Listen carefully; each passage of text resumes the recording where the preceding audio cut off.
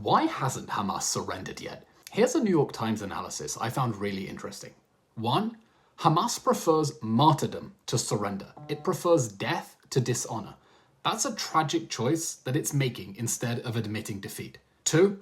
Hamas thinks the destruction of Gaza is a price worth making Palestinian civilians pay if it isolates Israel diplomatically and trashes its global image. Hamas genuinely thinks this is all worth it. 3. Hamas is clinging to delusional fantasies of its own Normandy landing that will somehow turn the tide of the war. 4.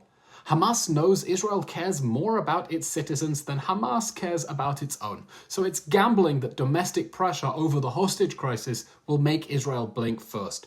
And 5. Hamas feels emboldened by global pressure on Israel, which is convincing it to hold out for terms that leave it armed and in power. Here's why this matters. Every single day this war continues, more innocent people suffer. And Hamas knows that. That's part of its strategy, because it believes that more suffering in Gaza means more pressure on Israel and less pressure on them.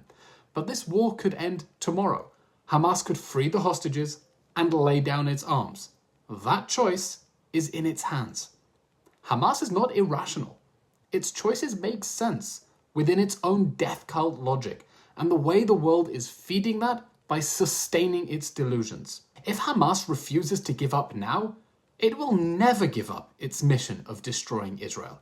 And that means it's a regime that Israel can't leave armed on its borders. The fact that Hamas is a death cult is the most powerful argument for its removal.